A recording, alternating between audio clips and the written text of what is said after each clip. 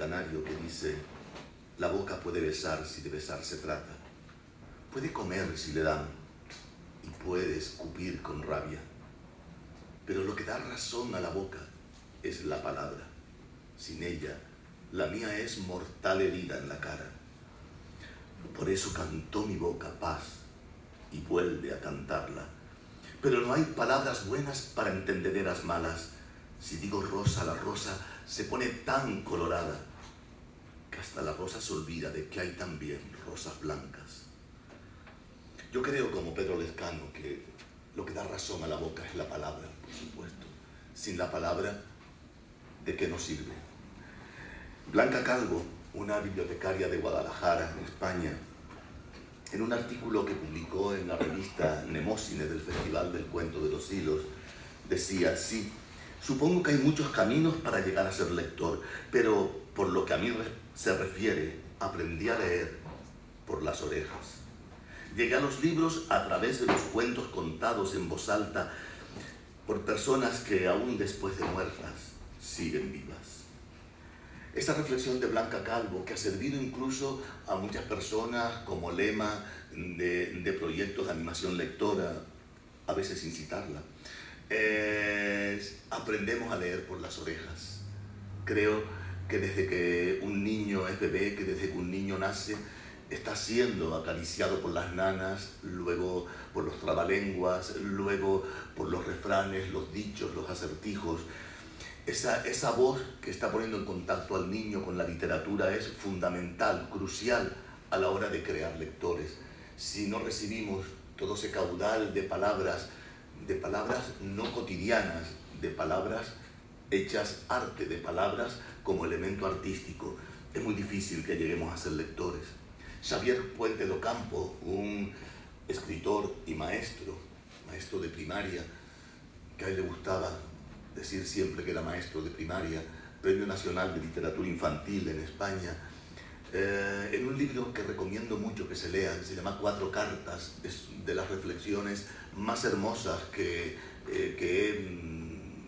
he leído sobre la lectura, sobre el cómo leer y el por qué leer y cómo contagiar a los demás con la lectura. A mí me gusta la palabra contagiar para la lectura, jamás imponer o ni siquiera proponer.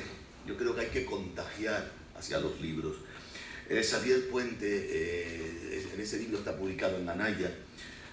Yo hago muchas referencias a veces y les propongo que si alguien quiere me pueden escribir a mi página web, que yo siempre contesto, a veces tardo unos días porque estoy en Miami, no en Tenerife o en algún otro sitio, pero ernestorodriguezabad.com, o sea, en mi página o en Twitter también me pueden localizar.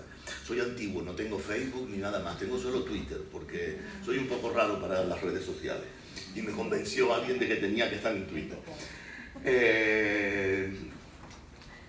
Estoy dispuesto a responder siempre o a aclarar referencias bibliográficas y a lo que quieran, vamos, me encanta que me escriban. Bueno, Xavier en ese libro de 4 cartas, son 4 cartas que dirige a 4 seres muy queridos, explicando el por qué es escritor, el por qué lee y el por qué ha leído. Una es a su hijo, donde cuenta un juego hermosísimo que hacía con su hijo para leer libros y contarse los libros que leían, y es un juego que yo creo que es una de las propuestas de animación lectora más sugerentes que podemos hacer con adolescentes. Luego una carta en la que le dirige a su mujer para explicarle que todo lo que ha escrito durante toda su vida ha sido simplemente por el placer de verla a ella leyendo. No hay mayor placer, nos dice Xavier, que ver a alguien que quieres leyendo. Si no, experimentenlo. Pero sin que esa persona que está leyendo se dé cuenta de que la están espiando.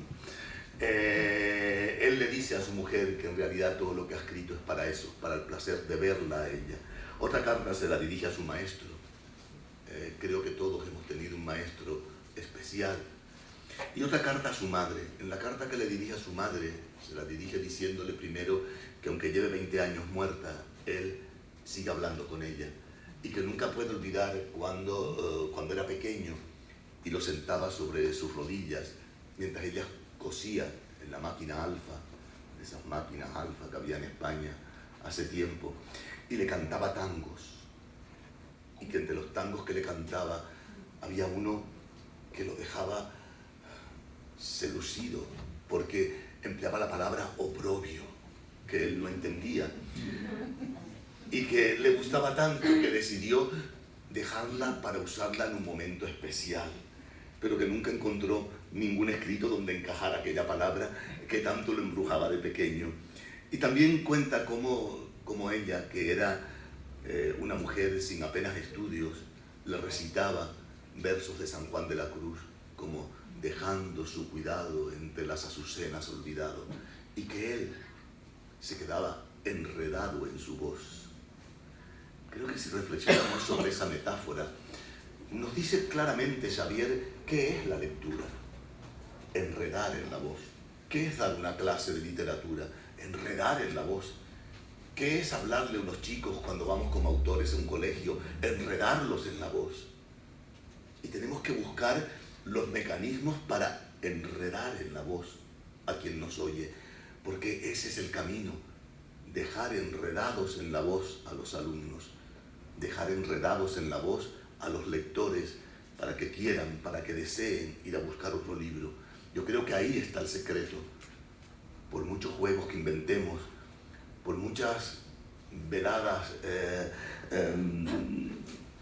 con música y con canto, a lo mejor lo que hacemos es alejar a los niños de la literatura y dejarlos en la música y en el canto, pero no en los libros. Tenemos que enredar en la voz, que enredar en los libros. Ese es el camino. Reflexionar sobre lo que han dicho nuestros grandes escritores sobre el camino a la lectura y el camino a leer. Lorca en La zapatera prodigiosa.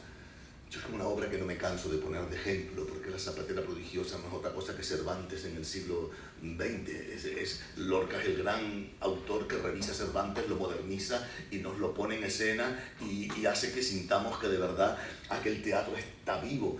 Lorca empieza respetable público. No, respetable público no, público solamente. Y no es que el autor no considera al público respetable, sino que detrás de esta palabra se esconde un delicado temblor de miedo y una especie de súplica para que el auditorio sea benévolo con el artificio del ingenio. Y luego nos dice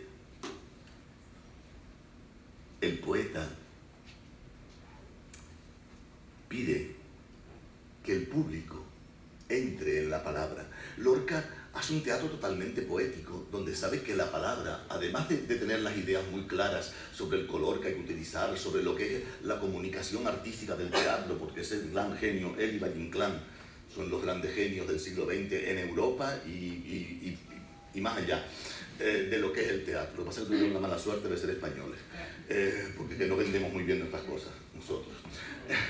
Yo siempre digo que si Valle Inclán hubiese sido alemán o inglés, estaría considerado el gran genio renovador del teatro universal, pero nació en Galicia y se quedó allí en España y no sabemos promocionarnos, no nos vendemos nada bien.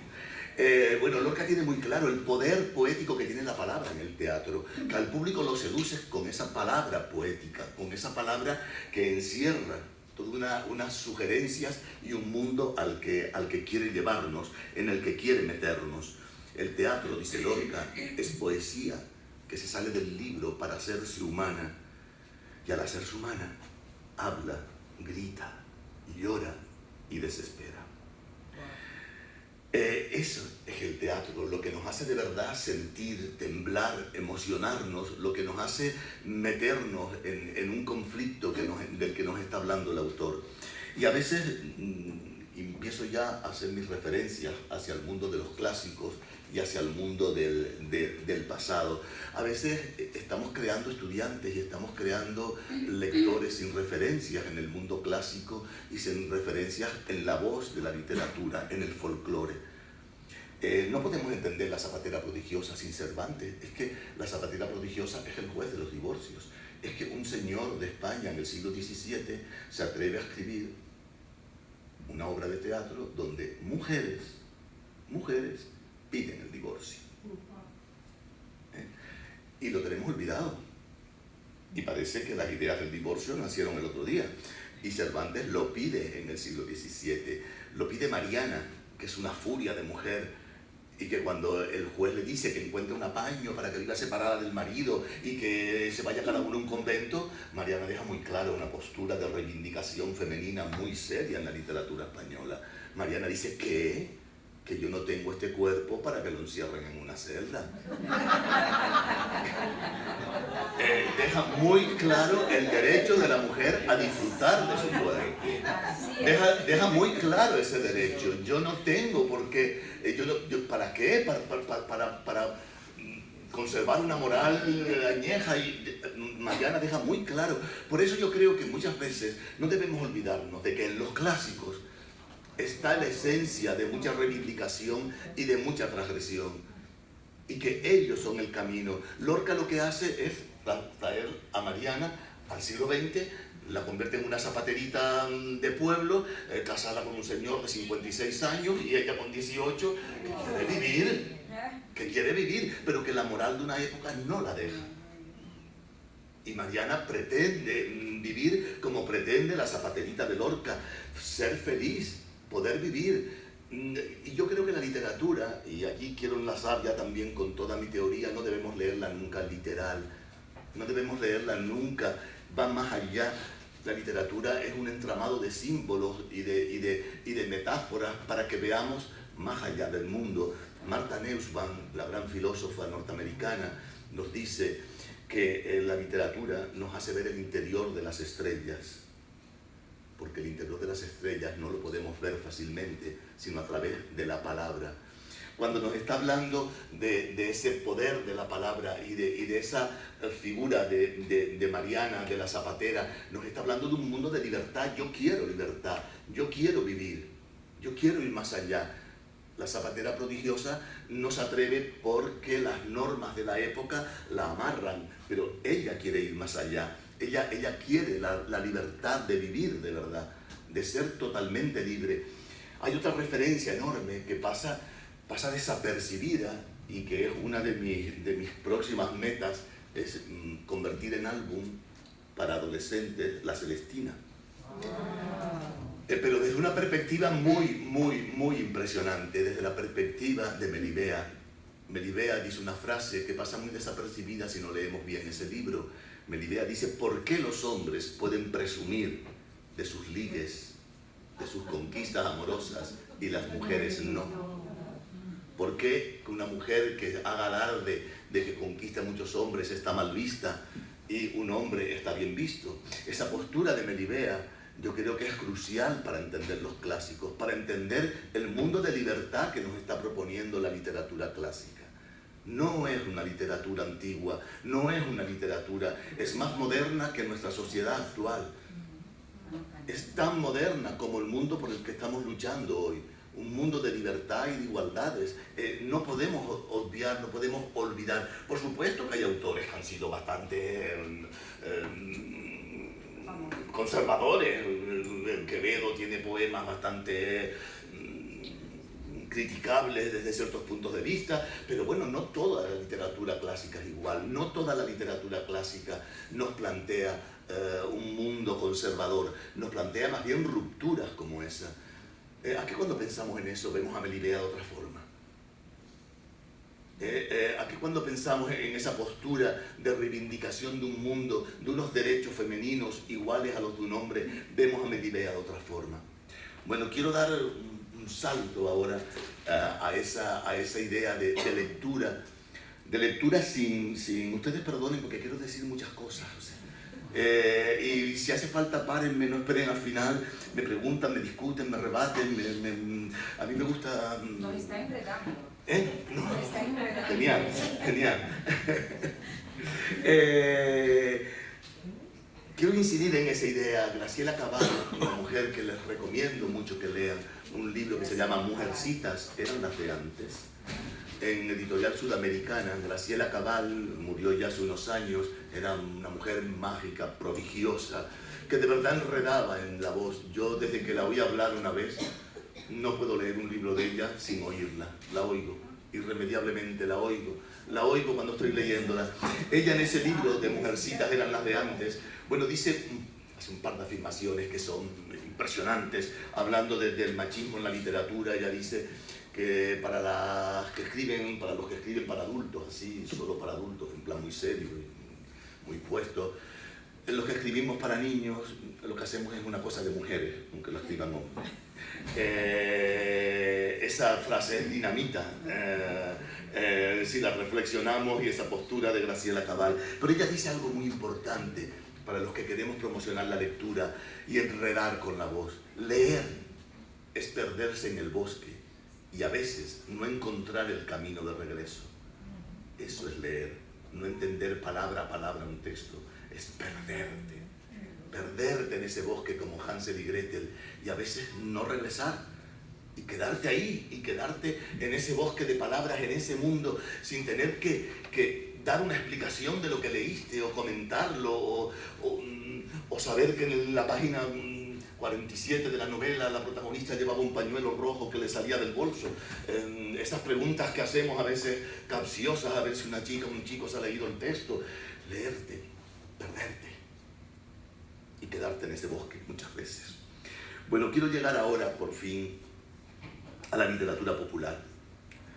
Esa literatura que está tan cuestionada, tan criticada. Pasa como con la literatura clásica. Por eso quise hacer esa incursión en esos personajes femeninos, desde cómo los ve Cervantes o cómo los ve... Yo recuerdo un profesor con el que discutí mucho y peleé mucho, porque me decía que el Quijote no servía, y que no servía porque no había mujeres protagonistas. Yo que creo que él no se lo había leído. Porque solo con Marcela, solo con el cuento de Marcela, queda justificada toda la presencia femenina en el Quijote. Marcela, en su cuento, acaba diciendo: yo quiero vivir sola y libre en este bosque, porque aquí he vivido libre y nadie me va a atar por amor. Quiero ser libre. Una mujer que llega ya a límites impresionantes. Bueno, pues en el folclore también ha habido mujeres libres, también ha habido mujeres que han planteado posturas libres. Lo que pasa es que la literatura popular ha estado demasiado manipulada, ha estado demasiado controlada muchas veces por el poder, ha estado muchas veces sujeta a modas, a modos de verla, y a ediciones totalmente cortadas, manipuladas y controladas. Se dice que en la literatura popular la mayoría de personajes femeninos son inmóviles, no tienen acción, siempre están dependiendo de que el personaje masculino sea el que la salve, etcétera, etcétera. Quiero citar a alguien que adoro, y sé que por aquí hay mucha gente que la adora también, a Marina Colasanti.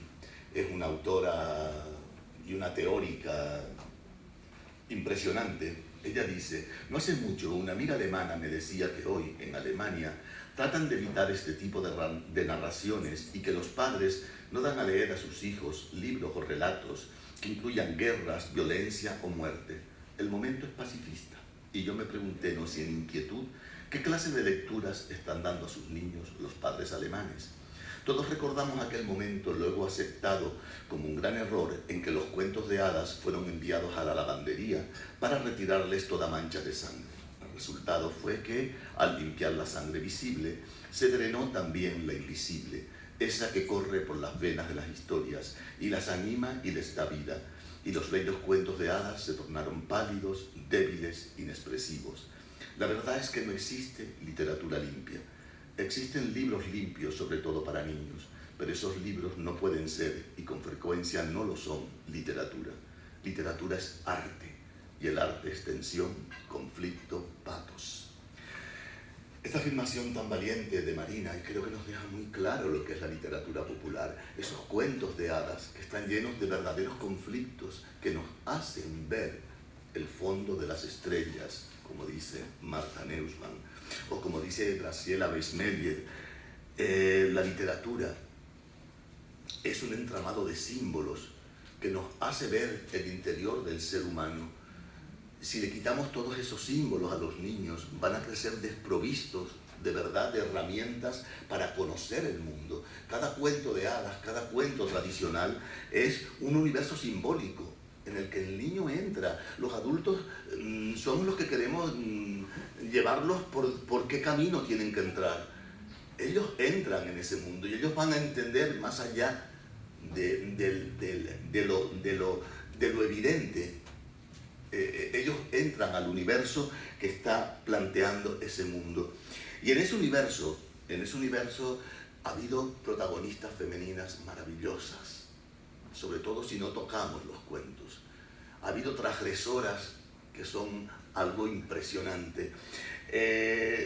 Con respecto a no tocarlos, una madre muy moderna me decía el otro día, yo que cuando les cuento Hansel y Gretel, no les digo que los padres los abandonaron en el bosque, porque eso es horrible. Entonces yo me pregunto, ¿y qué les pasó? ¿Dónde está el conflicto de Hansel y Gretel entonces? O sea, que eran Boy Scouts. Es que, ¿dónde está el conflicto? O sea, porque Hansel y Gretel toca un tema crucial para toda niña y todo niño. Es el miedo que todos hemos tenido en la infancia a ser abandonados por los padres. O sea, sin eso, el cuento es lo que dice Marina, le drenas la sangre interior, le quitas las arterias al cuento. Y hacer una adaptación, muy bien, hay que hacer adaptaciones, pero hay que hacer adaptaciones sabiendo cuál es la arquitectura de un cuento, sabiendo dónde tengo yo que agarrarme para que ese cuento no se me vaya, no se hunda y se quede sin nada. Y la voz se muera. Porque si la voz no tiene una gran historia, cuando hay narradores muy jóvenes que me dicen que puedo contar una gran historia, grandes historias, porque si quieres atrapar a la gente, si no eres un gran escritor, por mucho que te inventes un cuento, es que tienes que ir a los grandes cuentos. Hay grandes escritores y hay grandes narradores orales, y hay algunos que son las dos cosas, genial. Pero es que si no eres un gran escritor, ahí hay un caudal de libros enormes para ser contados, esperando voces, porque a lo mejor hay mucho escritor, mucha escritora que no tiene las cualidades de voz, pero tiene las cualidades de escritura, y tienes que unir las dos cosas. No podemos todos querer hacer de todo, ¿no? Bueno, cuentos que tenemos que analizar y ver. El castillo dirás y no volverás, Blancaflor, como bien defiende Pedro Cerrillo o Antonio Rodríguez Almodóvar, como cuentos donde hay protagonistas femeninas de una entereza impresionante. Esa Blancaflor que se enfrenta al diablo, que se enfrenta al ultramundo y que no tiene miedo ninguno, ni tiene miedo de romper el universo femenino que le quiere plantear la sociedad. Y un cuento del que yo me atreví a hacer una versión a álbum, El Príncipe Durmiente. Siempre pregunto, sobre todo a los enseñantes, ¿quién conoce la Bella Durmiente? Todo el mundo, no hace falta que lo pregunte aquí, porque todo el mundo conoce la Bella Durmiente. Muchas veces versiones bastante retocadas. Pero ¿quién conoce El Príncipe Durmiente? Es tan viejo como la Bella Durmiente. Es el contracuento de la Bella Durmiente, como bien lo clasifica Antonio Rodríguez Almodóvar. Es lo mismo. Existe la Bella Durmiente y existe el Príncipe Durmiente. Y para colmo, la Bella Durmiente que solemos difundir, llevar a las escuelas y contarle a los niños, es la truncada. Es la que muchas editoriales cuentan hasta que se casa. Sí, claro, chicas, hay que casarse. No acaba ahí la Bella Durmiente. La Bella Durmiente, después que ella se casa, después que cumple con esa historia del matrimonio, el príncipe se va a la guerra, ella ha tenido ya 2 hijos con él, y la suegra quiere matar, comerse a sus nietos. O sea, y ella se enfrenta a una suegra que tiene una relación con su hijo bastante complicada y odia a la Bella Durmiente y quiere matar a los hijos que ha tenido. No es esa muñequita inmóvil que nos ha planteado el cuento, hasta cuando muchas editoriales lo cortan ahí. Es otra historia. El Príncipe Durmiente es un relato, lo ilustró Noemí Villamusa, creo que con mucho acierto, con una simbología del mundo femenino bastante acertada, como esta ilustración que ella define con un par de leones. Es allí una mujer, una princesa, que escucha una copla que dice: lo rojo con lo encarnado que bien está, como el príncipe encantado que nunca despertará. Y ella se va al mundo a buscar a ese príncipe. Ella sale del mundo de murallas donde la han encerrado y sale al mundo a buscar a ese príncipe, sale a rescatar a un hombre que está hechizado. Se enfrenta con 1000 cosas. La primera dificultad es que le dicen que tiene que calzarse unos zapatos de hierro, elemento totalmente simbólico y que un niño entiende perfectamente, como todas esas obligaciones a las que se ve una mujer atada. Ese mundo simbólico de sociedad que castra la libertad. Ella tiene que romper, no lo va a encontrar hasta que no rompa los zapatos, hasta que no luche contra el viento, contra el sol, contra el fuego. Tiene que luchar contra todos los elementos y al final tiene que luchar contra otro elemento que la engaña, transformada en mujer, contra la luna, que está enamorada también del príncipe. O sea, qué mujer, ¿no? Igual que la Bella Durmiente, no nos lo contaban. Este cuento lo rescata por primera vez en el siglo XIX en España el padre de Antonio Machado, don Manuel Machado y Álvarez, un gran recopilador, un gran folclorista. Luego Antonio Rodríguez Almodóvar y luego encontré yo retazos de este cuento en Canarias y me atreví a convertirlo en un álbum poético. Hago una trampita muy mía al final, no acaba en boda sino en amor. No tiene por qué haber papeles, yo soy muy como Cervantes. Los papeles matan el amor. Luego, uno de los elementos más transgresores, uno de los cuentos más transgresores, y lo tengo que contar porque yo creo que si no Antonio no me deja venir más a Miami, es el cuento de la niña que riega la albahaca. Es un cuento que yo adoro, yo cuento la versión que yo recopilé en Canarias, es un cuento donde no voy a explicarlo porque los cuentos, como dice García Márquez, no se explican. Es como alguien que te da la fruta masticada. Y que te den la fruta masticada, no, ¿verdad? Bueno, La niña que riega la albahaca es un cuento de la tradición oral, tan antiguo como cualquier cuento. Lo recopiló, lo transformó en teatro Lorca por primera vez en el año 34 y fue automáticamente censurado, se prohibió. Se encontró el libreto en Buenos Aires mucho tiempo después, un director de teatro al que Lorca se lo dejó en Buenos Aires. Luego Antonio Rodríguez Almodóvar lo recopila y yo encontré esta versión en la isla de La Palma. Bueno, lo cuento y no hace falta explicarlo porque creo que ahí se ve una mujer que de verdad sabe enfrentarse a la sociedad y a todo lo que se le ponga delante, ¿no? Cuentan que hace mucho tiempo en un pequeño pueblo vivió un sastre que tenía 3 hijas, que tenían en la azotea de la casa una maceta con una plantita de albahaca que todos los días salían a regar.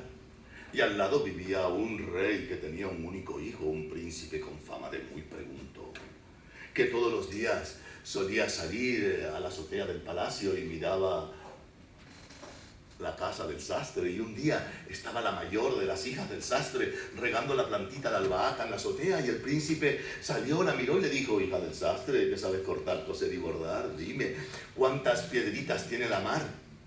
Uy, ¿cuántas piedritas tiene la mar? Qué príncipe tan preguntón y qué preguntas tan difíciles hace. Y se metió en la casa muy preocupada y se lo contó a sus hermanas. Y al siguiente día salió la segunda, la del medio, a regar la albahaca. Y cuando estaba regando, el príncipe salió a la azotea, la miró y le dijo: hija del sastre, que sabes cortar, coser y bordar, dime, ¿cuántas arenitas tiene la playa?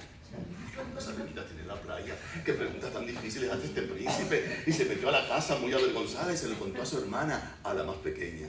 Yo siempre digo que las más pequeñas en los cuentos, no sé por qué, son siempre las más guapas, las más inteligentes, las más simpáticas. Bueno, Mariquilla era todo, y guapísima además, y estaba regando la albahaca en la azotea, y el príncipe la miró y le dijo: hija del sastre, que sabes cortar, coser y bordar, ¿cuántas hojitas tiene la mata? Y Mariquilla, sin dejar de regar la albahaca, lo miró y le dijo: hijo del rey, que sabes contarle y escribir, ¿cuántas estrellitas tiene el cielo? Y esa vez fue el príncipe el que se metió muy avergonzado porque no supo qué responderle a Mariquilla y empezó a pensar que no podía quedar mal delante de una chica, y además de una chica de la que se había enamorado, y además era un príncipe de una hija de un sastre, y empezó a pensar cómo podía vengarse de ella, y preguntó por todo el pueblo que qué le gustaba a Mariquilla, y todo el mundo le dijo que comer sardinas. Así que el príncipe buscó un viejo de 180 años que no se había bañado desde hacía 170 años y le dijo que le vendiese sardinas en la puerta de la casa de Mariquilla, pero que no le vendiese ni una sardina si ella no le daba un beso en la boca. El viejo se puso a vender y cuando a Mariquilla le llegó el olor de las sardinas, llegó a comprar 4 kilos, pero el viejo le dijo, si no me das un beso en la boca no te puedo vender ni una. Mariquilla tenía tantas ganas de comer que cerró los ojos, los limpió un poco, pero cuando estaba llegando a Palacio ya les dije que era la más lista de las 3. Pensó, esto es cosa del príncipe. Así que urdió un plan y pensó vengarse del príncipe. ¿Qué creen que hizo? Las mujeres. ¿Qué se les ocurre? Si viene un príncipe por aquí y se enamora de alguno de ustedes. El príncipe estaba enamorado, ¿no? Y salía a ver la Regal de Albahaca. Pues dejó de salir a Regal de Albahaca. Y el príncipe se pasaba las horas en la azotea del palacio, los días, las semanas, hasta que empezó a suspirar, se enfermó de amores y empezó a vagar por los pasillos del palacio y un día dijo, me quiero morir, y se acostó. Y claro, era un pueblo. Cuando a Mariquilla llegó el rumor de cómo estaba el príncipe, dijo, este es el momento de mi venganza. Así que se vistió de médico, que tenía fácil porque el padre era sastre.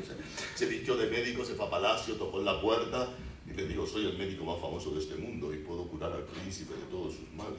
Pero me tienen que dejar a solas con él en la habitación y aunque lo oigan gritar, patalear o llorar, nadie puede entrar.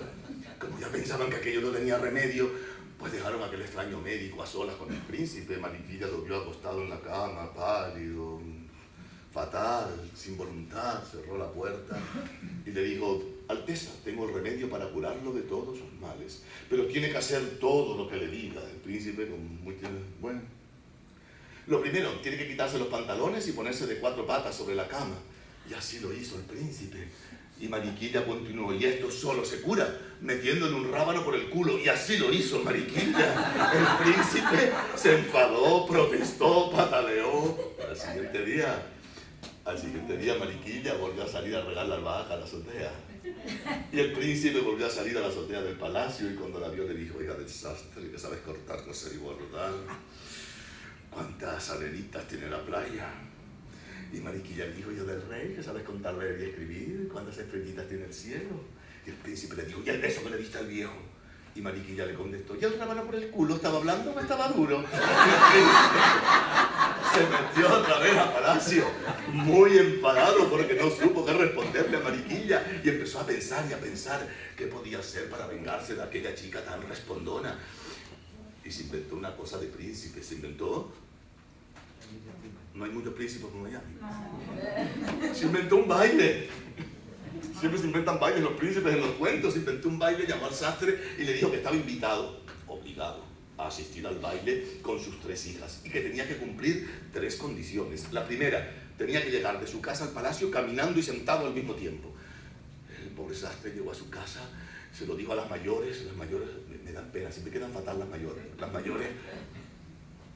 Pero cuando se lo dijo a Mariquilla, dijo, pero padre, si usted tiene un perro, se sienta sobre el perro y como los pies van por el suelo, van caminando y sentados al mismo tiempo. La segunda condición, tengo que ir vestido y desnudo al mismo tiempo. Las mayores. Pero Mariquilla dijo, padre, si usted es un sastre, se pone medio calzoncillo, medio pantalón, media chaqueta, media camisa, media corbata y va vestido y desnudo al mismo tiempo. Pero la tercera condición, tengo que llevar 3 doncellas y preñadas. Las mayores. Pero Mariquilla le dijo, padre, si usted tiene 3 hijas, nos rellenamos con 3 cojines y así nos vamos al palacio. Y cuando estaban llegando, preparó a sus hermanas. A la mayor le dijo, ahora, cuando el príncipe te pregunte que si quieres algo, tú le dices que una manzana. Tú le dijo a la segunda, le dices que una pera. Y tú, Mariquilla, ¿tú qué vas a decir? Mariquilla le dijo, yo me la sé arreglar sola. Así sucedió. En la primera pieza musical el príncipe invitó a la mayor y ella le dijo que quería... Y a la segunda cuando le preguntó le dijo que quería... Y a las 12 de la noche con los violines tocando un vals, con la luna llena brillando en el cielo, el príncipe invitó a Mariquilla a salir al jardín y le dijo, Mariquilla, ¿y tú qué quieres, Mariquilla? Mariquilla lo miró y le dijo, yo quiero tu palabra de príncipe de que te casas conmigo si no me puedes dar lo que te pido.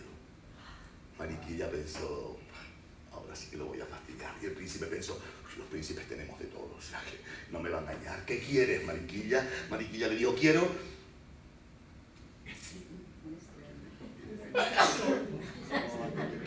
nieve asada. El príncipe le dijo, ¿cómo te puedo dar yo nieve asada y cómo puede haber tres doncellas preñadas? Y el príncipe tuvo que cumplir la palabra y casarse con Mariquilla. Y la noche de bodas ella pensó, ahora se va a vengar de mí. Así que construyó una muñeca que era exactamente igual a ella, la rellenó con miel, le ató un hilo a la cabeza, la acostó en la cama, pasó el hilo por detrás del colchón, ella se acostó debajo de la cama con el hilo en la mano y esperó. Y el príncipe llegó, tocó en la puerta, Mariquilla, ¿estás ahí? Sí, sí. El príncipe abrió la puerta y le dijo, Mariquilla, ¿te acuerdas de lo de las estrellitas en el cielo? Sí, decía Mariquilla tirando del hilo y dando un paso hacia la cama, le dijo, Mariquilla, ¿y te acuerdas lo del rábano por el culo? Sí, decía Mariquilla. Y ya muy cerca de la cama le dijo, Mariquilla, ¿te acuerdas de lo de la nieve asada? Sí, empezó a decir Mariquilla porque el príncipe sacó su puñal y dijo, pues toma, Mariquilla. Y al clavárselo a la muñeca, explotó y le llegó la miel a la cara del príncipe. Y el príncipe cayó de rodillas llorando. ¿Pero qué he hecho, Mariquilla? Pero si yo estaba enamorado desde que te vi.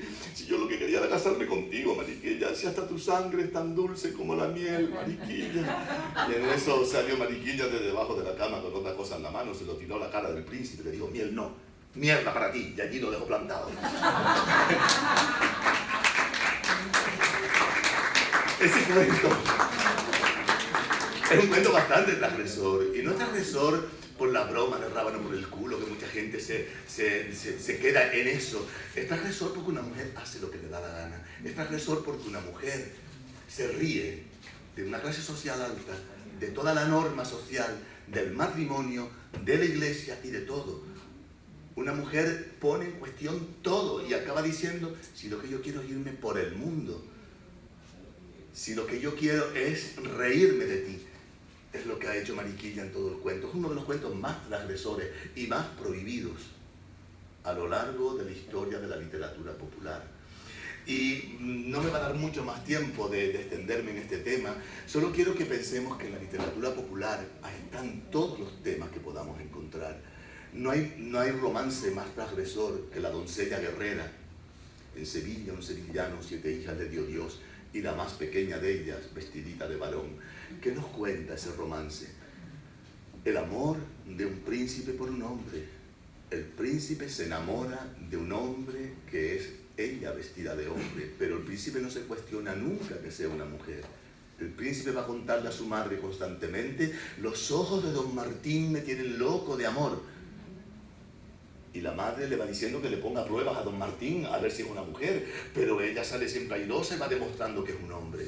Entonces, la literatura popular hay que prohibirla, hay que olvidarla.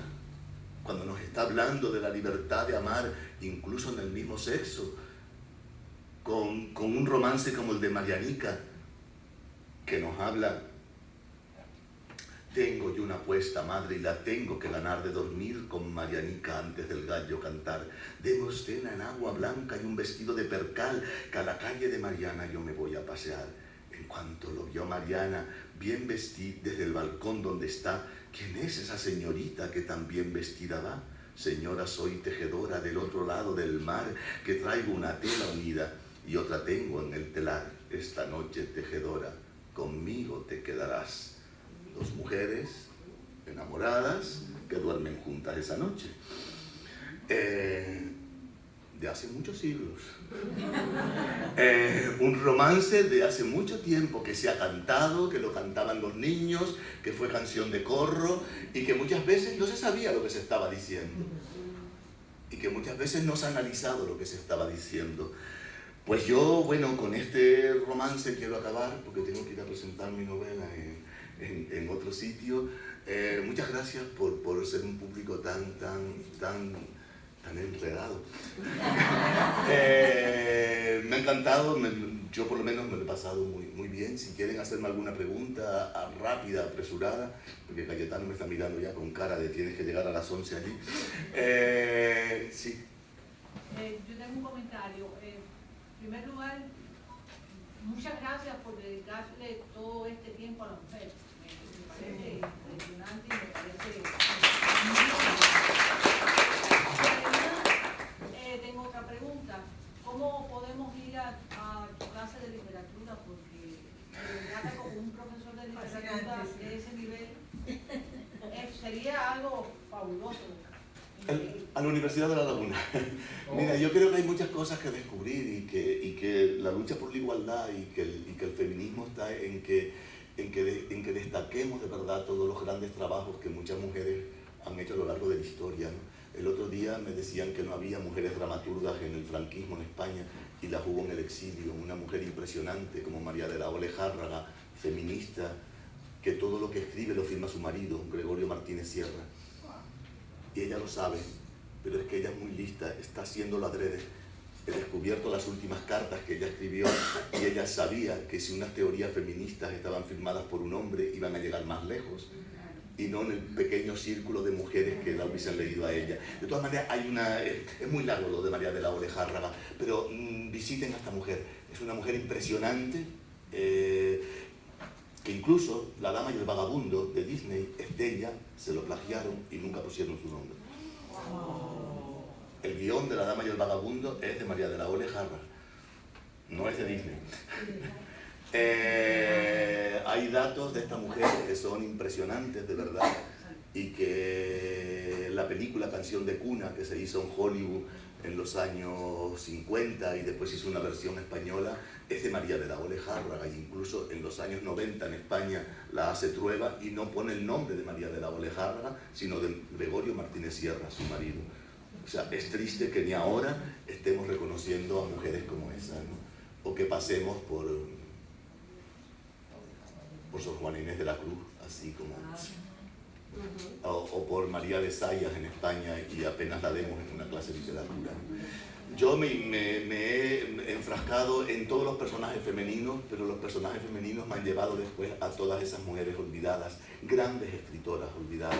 Y no olvidemos de verdad que esos clásicos están ahí esperándonos, esperando sobre todo a los chicos y a las chicas que los necesitan, porque el mundo de los clásicos de la literatura popular nos abre grandes universos delante de nosotros, ¿no?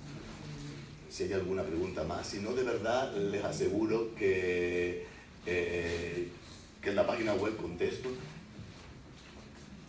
Yo, de verdad, igual que la señora Cueto, quiero darle las gracias por exaltar y como mujer, rescatar a la mujer en toda la labor que hace y que sea lo que debe ser, no detrás de un héroe, sino ser su propia heroína.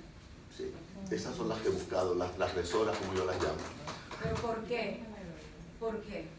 Porque me fui dando cuenta, quizá me influyeron muchas cosas en mi vida, me fui dando cuenta que a mí de pequeño iba a unas tías que tenía muy religiosas a robarles unas revistas que contaban la vida de María Estuardo y de mujeres que todas murieron ajusticiadas. Y esas mujeres que eran distintas me empezaron a seducir desde pequeño, y luego tuve una madre a la que le prohibieron ser maestra por ser mujer. Entonces eso también ha influido mucho en mí.